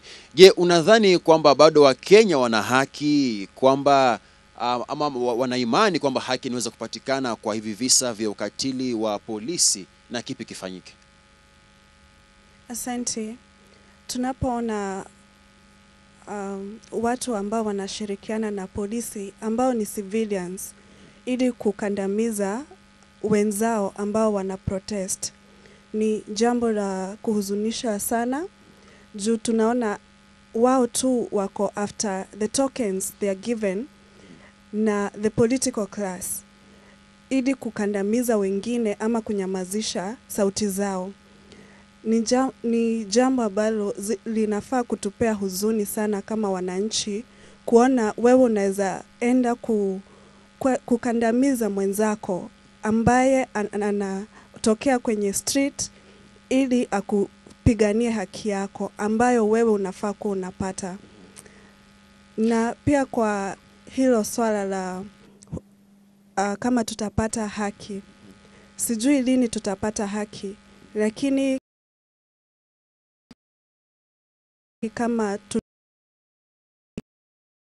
mahali tumefika, we have gone too far to go back. So we are saying justice must be served. Hata kwa the DIG anafaa kuwa ana resign, not stepping aside. Asante. Nasema aende kabisa, asijiondoe tu kwa muda. Nipate kauli ya bingwa hapo kando. Vijana wameathirika sana na haya maandamano. Je, mna mbinu gani labda kuelekea mbele? Je, unadhani kwamba kuna nafasi ya vijana kuweza kurejesha ile imani iliyokuwepo na maafisa wa polisi? Asante sana ndugu Majibu. Sisi kama vijana ama Gen Z wa nchi hii hatuwezi tishwa, hatuwezi ingizwa baridi na polisi. We have a clear plan to liberate this country from all the guards. They have really messed us. They have buried our hope. We are completely on our own. And we want to tell the police officers, stand with people. Stand for what is right. Because history will never forget your actions. And it is a call to all Gen Z. Wenye mnatuangalia hapa, musitishwe. This month, 25th of this month, tujitokeze kwa wingi, tuende barabarani, and we look for a solution. Asante, asante. Wamesema ile maandamano ya jana alikuwa rehearsals, mungoje 25th. Si mimi nimesema, ni vijana. Nipata kauli ya bingwa hapo mbele. Labda kwa kifupi tukigusia swala zima la nafasi labda ya mitandao ya kijamii katika kumulika visa hivi vya ukatili wa polisi, kwa maana masuala mengi ama visa vingi sana vya ukatili wa polisi labda havingejulikana kama ingekuwa si mitandao ya kijamii, zile hashtag zenu za end police brutality ikiwa mojawapo. Je, nafasi ya mitandao ya kijamii ni ipi katika kuweza kuhakikisha kwamba mnaleta mabadiliko kwenye taifa la Kenya, hasa katika uongozi? Asante bwana Majibu. Unajua mambo ya mitandao imeunganisha kila mtu. Saa hizi utapata kwamba kijana ambaye yuko Busia, yule ambaye yuko Malindi, yule ambaye yuko Migori na yule kijana ambaye yuko Nairobi wanapatana na wanaweza elewana na wanajua shida ambayo inakumba vijana ni moja, na ni kwa sababu ya matumizi ya mtandao. Sasa sisi tunasema hivi, tutaendelea kutumia mtandao haswa kuelimishana, kuambiana ile ambayo inafanyika, yale ambayo mabaya serikali inafanya kwetu, na pia kujua ni nini nafaa tufanye tukisonga mbele. Asante. Naambua niko na muda kidogo sana umebaki, lakini pia dada, kwa kifupi tu kauli yako ya mwisho labda tukitamatisha kabla nivuke upande huu mwingine. Tajaribu kujizatiti kuzungumza hii lugha. Kujaribu kujizatiti mmoja tu hivyo. Nataka kusema wacha nirudi kwa kimombo. Rudi huko kwa kueleza. Wacha nirudi. We are peaceful. We want a stable and working government. We want systems to work. We are fighting for the same thing. We are on the same team. History is being written now. Be on the side of the good. Looking at you, we are your children. Please do not kill us. Please support us and help us. Kesho ni sisi wote tutakula hiyo keki. Asante, asante. Wageni wangu hapa mbele, kwa kifupi tu sekunde 30 bwana Bosco. Kwangu sauti ni tofauti. Nasema kwamba mimi nafikiria kuhusu solution kuliko tunasema shida hii imetokea ndio, lakini tufikirie kuhusu a permanent solution. Jambo nimekuwa nikiinteract na askari wengi tofauti pia huko mashinani, na pia wanasema jambo la kwanza, training manual yenye nilisema ya 1963 ndio inatumika, kwa sababu ukiona chain of command ya polisi ameambiwa chochote mkubwa wako anachosema command yake ufai kukataa. So unaona wakati anaambiwa wewe fanya hivi, wewe huu ama fanya hivi, anafuata ile sheria. So first thing that we need to change is to change the chain of command. Mambo ya promotion, polisi wanajicompare sana na military. Juzi wametengenezwa hospitali pale Mbagathi, hospitali hawajakuwa ikitumika. So they need to use that hospital to cut the cost ya insurance na mambo kama yale. Naomba ukatiza, wamesikia. Sekunde 30. Wacha kwanza nishukuru K24 na Majibu kwa manake umetupa nafasi ya kuwa mahali hapa. Jambo moja langu ni kwamba vijana wadogo ama youth na Gen Z tusinyamaze, tuzidi kuongea. Rome was not built in a day. Every day tunapoongea there will always be reforms. So the youth we keep talking, and the young people msiogope, na pia polisi jaribu kurestrain, manake haitakuwa vizuri tunakuwa na collision all the time, civilian na polisi. Asante. Asanteni sana kwanza kwenu kwa kuweza kufika hapa na kuweza kuchangia mada hii muhimu kabisa. Pia niseme asante kwa kikosi kizima nyuma ya kamera kikiongozwa na MC Dan the Hype Guru, na kuna jamaa wa sauti anaitwa Bobby Wine, lakini si yule wa kule Uganda Robert Chagulanyi. Huyu ni Robert Ouko Ogola. Na pia vile vile watazamaji wetu popote mlipo K24 na Kameme, tunatamatisha matangazo haya hapa jijini Nairobi, lakini pia anaendelea upande ule mwingine studioni, na pia vile vile maeneo mengine wa Kenya wakizidi kuchangia mada hii muhimu kabisa. Muhimu bwana Bosco amesema hata kule polisi mbadilishe syllabus. Sisi tulichange 844 saini CBC. Kule pia mbadilishe, mwache kutumia kifo kisimani. Siku hizi ni kitabu kinaitwa Kigogo. Naitwa Majibu Kisao. Studio. Naam, asante sana Majibu Kisao. Mazungumzo mazuri hapo upande wako. Naam, mazungumzo yanaendelea hapa studioni. Monica Mwende, umewasikia wa Kenya maoni yao na hisia zao kuhusiana na ukatili wa maafisa wa polisi. Lakini sasa wewe kwa zaidi ya miezi 7 hivi umekuwa ukimtafuta ndugu yako Mwema ambaye hajapatikana hadi kufikia sasa. Kipindi hiki kinatazamwa na wengi na hata serikali yenyewe inatazama. Ungependa kumwambia nini Rais William Ruto pamoja na wakuu mbalimbali wa idara za polisi ambao naamini pengine wana taarifa muhimu kuhusu walipo jamaa wenu? Okay. Mimi ningependa kumwambia rais kulingana na ile situation nimepitia wakati huu. Nimepitia wakati mgumu sana. Nikitafuta brother. Na mpaka saa hii sijaipata kumpata. Sijaifikia kumpata. So ningeomba rais atusikize sisi kama vijana. Tukililia haki atusikie. Chochote tunahitaji atusikie. Hiyo ndio kitu nataka kutoka kwa rais. At least mimi nipate bradangu either akuwa hai ama akaa amekufa. Tunataka tu at least wazazi watulie. Atusikie tu. Achukue hiyo jukumu kama lake. Achukue vile hiyo kitu ni ngumu kupoteza mtoto. Especially wakati kama huu. Sisi tunataka tu haki kutoka kwa president. Tuone mtoto wetu akiwa hai, hata kama amekufa sisi tutathirika roho zetu. At least tutulie. Tumehangaika sana. Naam. Yeah. Mako, huko miezi michache iliyopita Rais William Ruto katika tangazo lake alisema kuwa familia ambazo zimekuwa zikitafuta wapendwa wao, hasa wale ambao walitekwa nyara ama kutoweka kwa njia za kutatanisha, zimeunganishwa na wale ambao walikuwa wametekwa nyara. Yuko hapa Monica Mwende ambaye anamtafuta ndugu yake sasa miezi 7, Kalani Mwema, hajapatikana. Ungezungumziaje swala hili? Na moja niseme kwamba sitaki kuzungumza kwa niaba ya rais kwa sababu kuna yale ambayo alikuwa amesema, lakini pia nafikiri pia mawazo yale alikuwa anasema kwa sababu wakati ule nafikiri kulikuwa na kongamano la wazungu, ilikuwa nafikiri unajua wanasiasa wakati ambao kuna huo kongamano wa wazungu labda kuna ile mahitaji ya kuomba pesa, sasa mawazo yanaweza kuepuka, lakini tunavyosikia kuna familia ambazo wana familia ambao bado hawajapatikana, na nafikiri ningemsihi rais jambo hili aliweze kulichukulia kwa umakini zaidi, kwa sababu mtu kama una mjane wako ambao samahadi una jamaa wako wa karibu miezi 8 ama karibu mwaka mmoja hujaweza kumuona, hujui yupo wapi, afadhali ujue hata kama amekufa uweza mzika.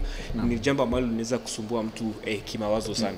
So namsihi sana rais aliweze kulitilia maanani jambo hili kwa makini sana. Lakini jambo lingine ambalo labda ningezungumzia kitu ni jambo lile ambalo tulikuwa tumesikia Shadrack akizungumzia kwamba iwapo Bwana Kanja anafaa kujiuzulu, na nimesikia Wakenya wengi wakisema Bwana Kanja anafaa kujiuzulu. Ningesema hivi, na kuna mambo mengi ambayo hatuyafurahia ambayo yanatokea katika idara ya polisi, kama mfano huo ukatili wa polisi, lakini lisemekane kwamba hakuna siku ambapo Wakenya tumekubali kuna Inspector Generali ambaye anafanya kazi vizuri. Nafikiri shida si ule ambaye yuko katika ofisini, japo lile ofisi, lile nature lile ofisi jinsi livyo, ni kwamba nafikiri mtu anapokuwa katika lile ofisi anahisi kwamba yupo juu ya sheria. Na nafikiri ni kama nafaa kuwa jukumu letu la Wakenya ni kwamba tuyatilie maanani na kudhibiti lile ofisi ili kuwa hata kesho kitu anapokuwa Inspector Generali anawazia kwamba anapotenda ukatili anajua kwamba sheria utachukua mkono wake. Asante. Wakili Shadrack Wambui, tunapozungumzia ukatili huu wa afisa wa polisi, kinachotusaidia zaidi kuchambua ni picha ambazo zimenaswa na wapiga picha pamoja na video ambazo zimerekodiwa, hasa katika karne hii na wakati ambapo dijitali na teknolojia inatumika sana. Katika hali hii hatukujua ni nani awali ambaye alihusika na mauaji katika hali hiyo ya kumpiga yule muuza barakoa risasi. Lakini baadaye Wakenya mitandaoni ni wale wale, wakafanya utafiti wao pamoja na kuchambua hapa kule, na ripoti ya Wakenya mitandaoni inaonekana kuendana na ripoti ya idara ya polisi. Kungekuwa kuna uchunguzi na utafiti wa aina hii mitandaoni, unadhani polisi wangezungumza ukweli? Kwa kweli, kama Wakenya hawangechukua jukumu ama hatua ya kuwarekodi wale mapolisi walipokuwa wakifiatua ile risasi, ingekuwa ngumu sana kuona huyu polisi akichukuliwa hatua za kisheria. Na nasema hivi kwa sababu kuna historia. Kuna historia haswa ukizingatia ile kesi ya yule jamaa alikuwa anaitwa Katitu. Katitu alikuwa afisa wa polisi ambaye nikidhani alishawachiliwa, siku hizi ni mwanamuziki. Na wakati ambapo alikuwa na hukumiwa, ukienda katika mahakama ya kukata rufaa, walisema kuna kitu ambacho kinaitwa the blue boy code of silence. Hii ni, unajua polisi wanavanga zile sare za blue. Kwa hivyo hao ni kama wanakuwa wamekula kiapo cha kuwalinda wale wenzao wakati pengine wamesingiziwa kufanya maafa, ama pengine wameshukiwa kwa kufanya janga fulani ama jambo fulani. Kwa hivyo ile blue code of silence, ile wao kunyamaza, kihistoria imekuwa ikiwafanya hao wanajaribu kulinda wale wenzao, kwa sababu unajua mara mingi unapata, ingaje kuna wale mapolisi wazuri, unapata wengi wao ni wakora, ni majambazi, ni watu ambao wanatumia mikato ya kisheria kwa sababu ya zile sare zao ili kuwadhulumu watu na kujitajirisha. Lakini ingawaje kuna wale wazuri, kuna wale ambao wamekula kiapo na wako sure na serious kufuatilia ile kiapo chao. So tunazungumzia hawa majangili, hawa makatili, hawa wamevaa hizi sare za polisi. Kwa hivyo ukiangalia ile the blue code of silence inasaidianga wao kunyamaza. Na ndiposa hapa tukaleta IPOA. IPOA ikapitishwa na katiba yetu mpya ili tusaidie kuweza kufanya udadisi ama uchunguzi wakati polisi anashukiwa kwa kufanya jambo fulani. Lakini kosa ambalo tumeliona, IPOA ni kama inafanya uchunguzi ili kuwaficha wengine, kuwatolea makosa na kujaribu pengine kuwasukuma wengine wale ambao wanaonekana ni wadogo ili kubeba mzigo wa makosa ama pengine hatia ambayo imesemekana imefanyika. Na nasema hivi kwa sababu juzi wakati nilikuwa pale mahakamani, nilijaribu kuuliza yule jamaa ambaye anajiita Jibril, yule ambaye ni investigating officer wa ile kesi ambayo inahusu mauaji ya Albert Ojwang. Wakati nilikuwa namuuliza maswali, nikimuuliza kana kwamba anajua yule mwenyekiti wao bwana Isaac Ahmed Hassan, kana kwamba alikuwa katika press briefing wakiwa pamoja na huyu DIG ambaye anashukiwa katika mauaji. Alijitia hamnazo, akaonyesha kana kwamba hajui mambo yalivyokuwa. Hii ni kukuonyesha ya kwamba kwa kweli IPOA haifanyi kazi kulingana na zile taratibu ziko pale kisheria. Inajaribu kufanya kazi yake ili kupendelea watu fulani na kusingizia watu fulani ili Wakenya ambao wako huku nje katika mabarabara wakiandamana waweze kudanganyika. Waweze kuacha maandamano kwa sababu wataona watu fulani na fulani wamechukuliwa hatua. Kwa hivyo mimi nasema hivi kwa kauli moja. IPOA ijaribu iache kubeba Wakenya wakiwa watu wajinga. ifanye kazi yake kulingana na kanuni na zile sheria ambazo ziko pale. Isijaribu kufichia watu wengine. Hii maneno ya kuona chairman wa IPOA akiwa kwa press briefing na polisi wengine ambapo wameshukiwa kwa mauaji ya Albert Ojwang ni jambo la kusitikisha sana. Asante. Naam. Monica Mwende, sasa katika hali kama hii ambapo Wakenya wanazungumzia kuhusu ukatili wa maafisa wa polisi, wengi hujitokeza katika mitandao ya kijamii pamoja na barabarani. Tumeona visa hivi ambavyo vimesaidia waliotekwa nyara kuachiliwa wakati mwingine, na pengine polisi ambao wamekiuka haki za binadamu kuwajibishwa. Na wewe unamtafuta ndugu yako mwema ambaye amepotea kwa muda sasa. Je, uanaharakati huu na umoja wa Kenya dhidi ya ukatili wa polisi huu unasaidia kwa kiasi gani? Naam. Mimi upande wa kutetea haki ningetaka kusema hivi. Wakati polisi wanachukua jukumu ya kupiga sisi risasi, huwa inatuangamiza sana. Mpaka inafika wakati tunajiuliza mbona? Au ndio wanabaa watulinde? Au ndio wanabaa watuangalie kila mahali tunaenda? Tunajua tu ni kama ma brothers wetu by the way. So wanabaa watuangalie, waangalie vile sisi si kushinda wakitupiga na kutushika na kutuficha. Unajua sasa vijana wengi wamepotea sana kulingana na vile nimefanya duty zangu. So mimi ningeomba hivi. Polisi wasikie, watusikize na watushike mkono. Na wasimame na sisi. Mahali popote kama ni mtu ako na shida, wasaidie, si kuua ama kushika. Yes, ukishikwa utapelekwa kotini, na ukipelekwa kotini utaandikiwa mashtaka. Ile kitu mimi nitasema watusaidie tu, mahali popote tunataka watusaidie, wasimame na sisi. Lakini si kutushautia ama kuweka ile ni kama is like wanadili na watu, si watu. Wadili na sisi kama watu. Juu tumeweka pale watuchunge sisi. Naam. Yes. Mako, huko katika mazingira haya, wakati ambapo maafisa wa polisi wanakabiliana na waandamanaji hasa hapa jijini Nairobi, uhusiano wao na waandamanaji unaonekana kuwa wa maji na mafuta, hawapatani.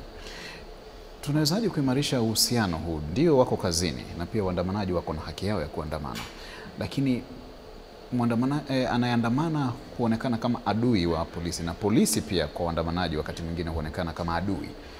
Uhusiano huu utaboreshwa vipi?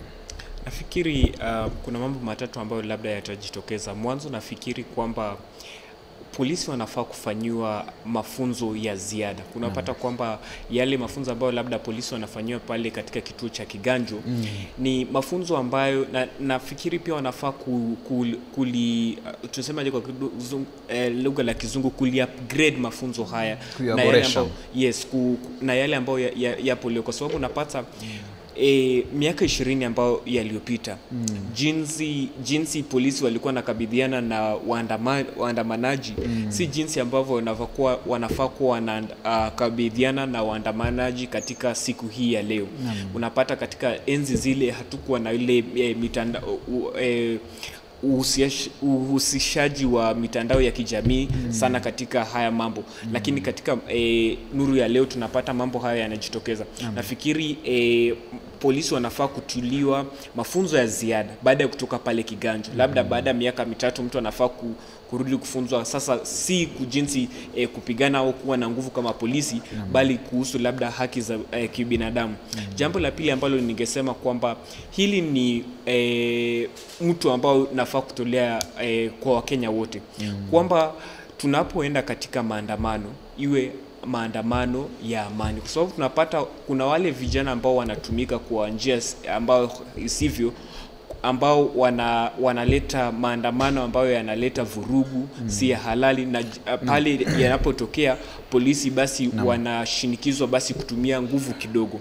Na la tatu labda ni kuwarai tu polisi pia wakuwe na utu, kwa sababu huyu ambaye unayemfiatulia risasi kesho anaweza kuwa ndugu yako. Sasa ni mambo matatu: moja, polisi waweze kupatiwa mafunzo ya ziada; la pili ni kwamba mtu wangu kwa wananchi ni kwamba tusishinikize tushinikize maandamano ya kihalali ya vurugu, bali tukuwe na maandamano ya halali. Na ya tatu ni kwamba kwa right wa polisi pia wawe pia na utu wanapo wajibika kufanya kazi yao kwa weledi. Naam.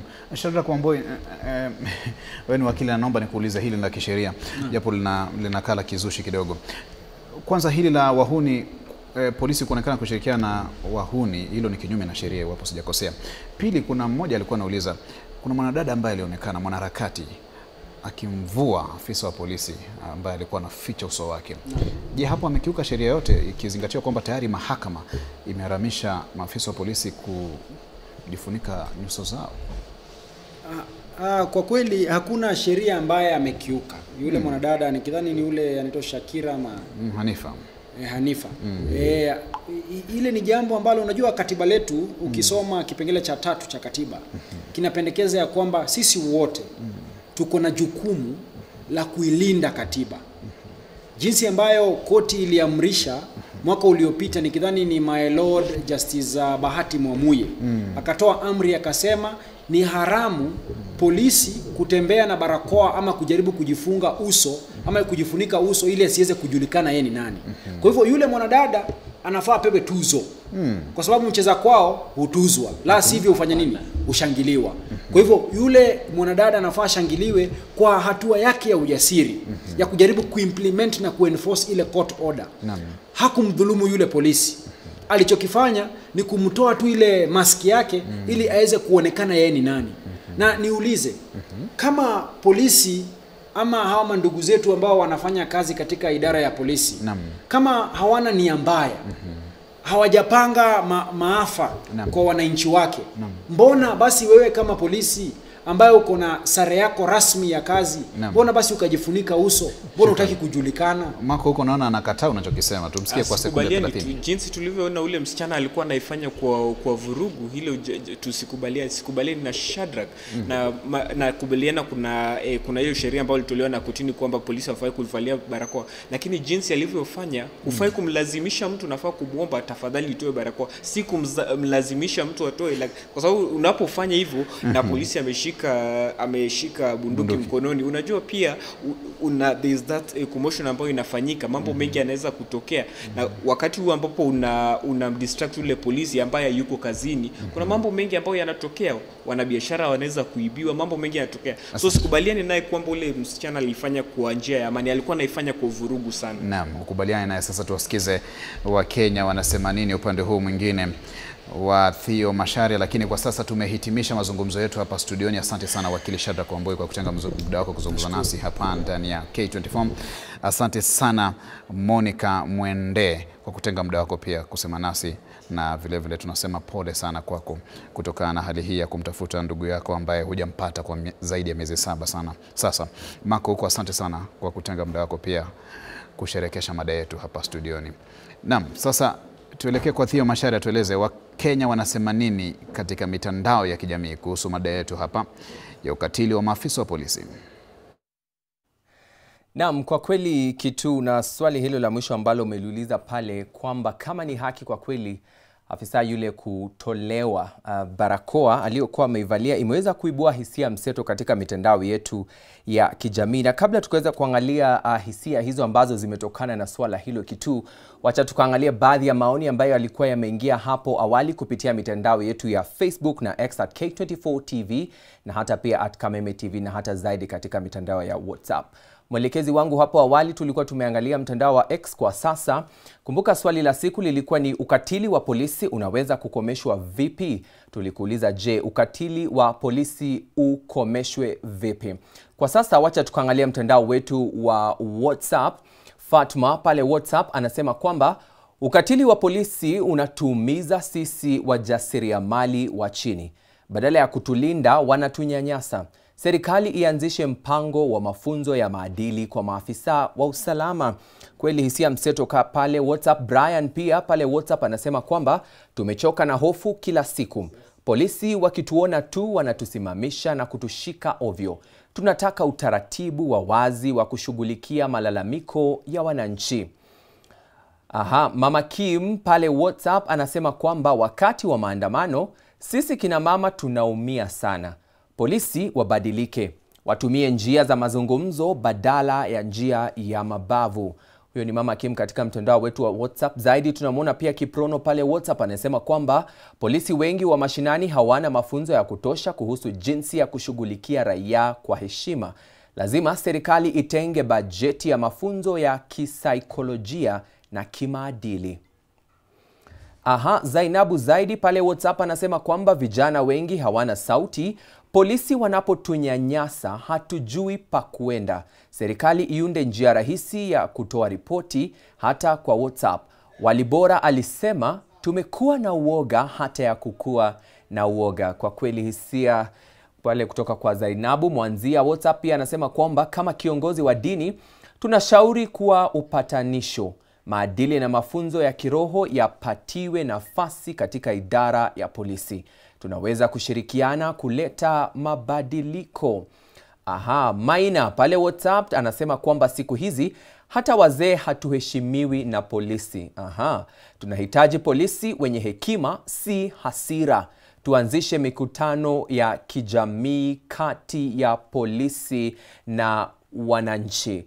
Maina pale katika mtandao wetu wa WhatsApp kwa kweli anasema kwamba tunahitaji polisi wenye hekima na wala si hasira. Zidi kuzungumza nasi kupitia mitandao yetu ya kijamii Facebook na X @K24TV na hata zaidi @KamemeTV. Swali letu la siku tulikuwa tumekuuliza, je, ukatili wa polisi ukomeshwe vipi? Kwa sasa tunachukua mapumziko mafupi. Taarifa katika lugha ya Kimombo inakujia katika upande huo mwingine. Mazungumzo haya specially ya The People Dialogue yatakuwa yakiendelea. Usiondoke, kaa pamoja nasi.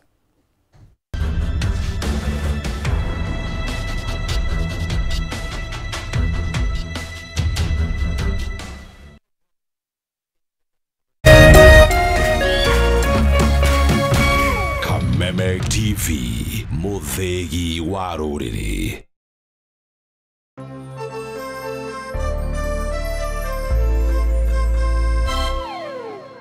Ngoro yakwa nĩ gũkwambararia ĩkũgocage hingo ciothe, we wanjamithirie irathimo ciaku ũgĩtũma nduĩke mũira wa ũtonga waku. Nĩ thengio nĩ marĩa ũnjĩkagĩra, ona ngũhĩtĩirie no ũthiaga na mbere na kũndathima, na nĩkĩo ndoiga ngoro yakwa ĩgũtũũre thererũkĩte ĩgũcokagĩria ngatho nĩ marĩa ũnjĩkagĩra.